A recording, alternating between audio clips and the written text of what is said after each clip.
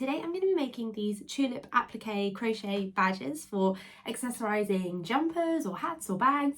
This was a little prototype and I've had some thoughts since I made this one about how I want it to be different. So for example, I've refined how I'm going to do the petals. The face is going to not be part of the original magic circle, it's going to be kind of 3D, and I'm also going to make the stem. I like this shape, but I think it would be nicer if it was, bear with me, more like this, a little shorter. That's what I'm going to be making today, and I'm going to be showing you how to do it and taking you with me. I put a little poll out on my Instagram the other day for what shape people preferred, because I've done quite a few of these and tried different ways of doing the tulip. Some people are crazy and voted for A and C. I kind of knew that B would win, so I've been trying to replicate how the hell I did B, because I love to freehand, and what that means often is that I have no idea how I did it. So I've made all these little guys. And this one specifically is little, somehow it came out smaller than all the other ones. I don't know how that happened, but there you go. So these are something that I just doodled while I was in Cornwall. I was trying to think of little accents I could make to put on jumpers, because this is a problem I have where I like to embroider my clothes, but once something's embroidered, that's kind of permanent. And then if you embroider everything, you look nuts. These are the issues that I face. So I was inspired thinking about folk art and pixies. I'm always looking to work with something that's kind of fairy themed, because my grandma had these little fairy statues in her garden when I was a kid that I was obsessed with, and I feel like have been extremely formative in all of my taste now. So I started out in my little project book just sketching out different ideas. Some of these were things I'd kind of seen before, and one thing about me is that I'm obsessed with being an individual and not doing something I've seen before, which I think is to my detriment sometimes, and people will tag me and stuff quite often, my beautiful friends, and say, you should make this, and I'm like, I don't want to make that, someone else has already made it. I wish people would tag me in like time hacks instead, you know. I was inspired by sort of folk art, and I was doodling and thinking of things I would want to wear, and I eventually came to more this kind of thing I hadn't really seen before that felt a bit different. And then with some more doodling and refining, I eventually wound up here. So this little guy is what we're making today, and we'll come back to these. I'm particularly excited about Moth Baby. Don't forget about Moth Baby. So I've got my crochet bag, my various hooks, but as always I will just be using my favourite hook, which is my 3.5. I actually bought this in New Zealand in a mad rush where I had to ring the craft shop and ask them if they would stay open another 10 minutes while I got there, because I didn't have any crochet supplies, and the lady was super nice, and I picked out this one, and it's become my dear friend and close companion. So I'm starting off by making a magic circle. I will link to tutorials on how to do this if you don't know. And then within my magic circle, I'm making 8 single crochets and then slip stitching into the first crochet and chaining 1. In the next round of my circle, I'm going to make a total of 16 single crochets, 2 in each stitch. And then at the end, slip stitch. Next, do the same again, but this time using the colour you want your tulip to be. So you're making another magic circle in exactly the same way, but this time don't fasten off. Now this is where we start shaping the tulip. So what you're going to want to do here is 3 single crochets into the first stitch. Then in the next 5 stitches, just do 1 single crochet, and then in the 6th, do 3 single crochets again, and repeat this until you've come back to the beginning and you can slip stitch into your first stitch. Chain 1, and you're going to repeat pretty much exactly the same thing, only this time there's going to be 7 single crochets between your groups of 3. So 3 single crochet in the same stitch, 7 single crochet, 3 single crochet in the same stitch again. This gets you to the point where you can start making your tulip petals. This is a very fun bit and it comes together very quickly. To make your first petal, make 4 single crochets and turn without chaining one, because you don't want to create a gap.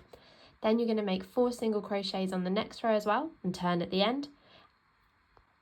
Then for row 3, single crochet 2 together, make 2 single crochets and turn.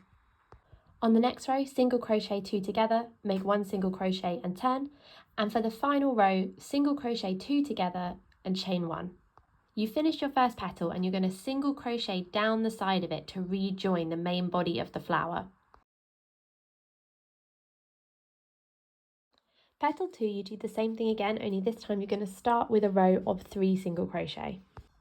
Turn at the end of the row and repeat 3 single crochet in the other direction and turn at the end of the row. For the next row, single crochet 2 together, then 1 single crochet and turn your work, Then for the last row of this flower, single crochet 2 together, turn and chain 1. You're going to do exactly the same thing again, single crocheting down the side of your petal until you get to the base of the flower, and you're going to slip stitch to join the main flower.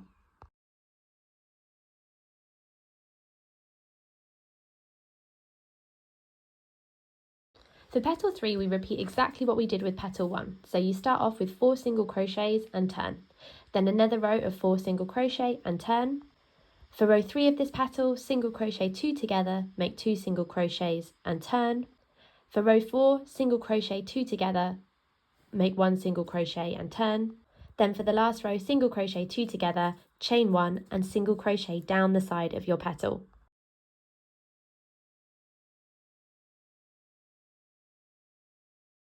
Then as you can see, the flower looks unfinished. So what we need to do to even it out is single crochet 9 times down to the middle of the bottom of the flower and then slip stitch here to join your work.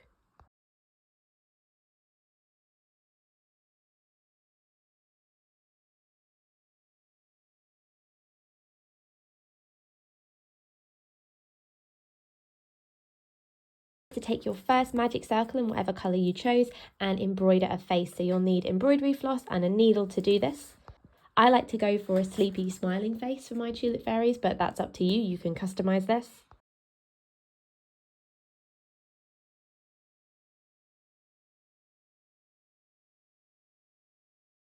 And the next step is to sew your pieces together using your needle from earlier, and you can just use the long tail of your yarn. I use a simple whip stitch just to attach all my pieces. Next, you're going to take the colour of your stem and make a foundation chain of 14, chain 1 as your turning chain and then turn. Single crochet into each stitch working back down. Turn your work and make a single crochet in each of the next 2 chains. Then from here you're going to make another foundation chain, this time of 9 stitches, that's going to be the leaf of your flower. When you've made your chain of 9 plus 1 turning chain, turn round and you're going to work back down the foundation chain in the following order. So you're going to slip stitch into the second chain from your hook, then single crochet into the next 2 stitches, half double crochet into the next 4 stitches, single crochet into the next 2 stitches, and then slip stitch back into the main stem. That's a lot of instructions, so it's also written up on the screen for you. Now that you've rejoined with a slip stitch, you're just going to single crochet up to the top of the stem and then slip stitch into the final stitch and fasten off, and you've completed the stem. Okay, we're getting there. So we've got the little face and the stem, and now I'm going to attach them, and then I'll also need to add on my little safety pins to make it a badge. I'm not 100% sure on how the stems come out, but I'm going to attach it and then reserve judgment until I've seen what it actually looks like attached to the flower. One of the reasons that I love crochet so much is that you can do stuff like this. Like, I am counting as I go and I'm making notes and, you know, trying to be methodical, but at the same time you can just be so experimental and little extra stitch here, little extra stitch there, oh, undo that one, and that really appeals to my way of working. Which is slightly disorganized, and it's not chaotic. I think that's like maybe doing myself a disservice, but it's definitely experimental, and I like feeling as though I am playing with my materials. Whereas as soon as something, if it goes wrong, requires an in-depth removal process, you know, like unpicking stitches and stuff, I will do that, and I do it because I do so, and I embroider onto my crochet as well. But I hate unpicking mistakes, and I enjoy being able to try things out and feel like I'm playing. And crochet really offers that. I really like the idea that, yeah, knitting is sort of maths, baking, whereas crochet is cooking. You know, you're like sprinkling in some seasoning. There's definitely maths involved too, and I'm less scared of maths as an adult than I was as a child and teenager. But I still maintain that you can be a little more loosey-goosey. I'm sure the way that some people do it, if you're making extremely intricate lace pieces and stuff, that doesn't apply, but the way I do it, it totally does. Oh, she's looking cute. Okay, we're getting there. Okay, our first one is done. It still needs blocking and everything, but look how cute. I think I definitely prefer this shorter version and how it doesn't have to have 3 separate pins to attach it with because I think that is overkill. And I think I've made the leaf just small enough that it's okay that it doesn't have a pin on it. It still stays up by itself. Yes!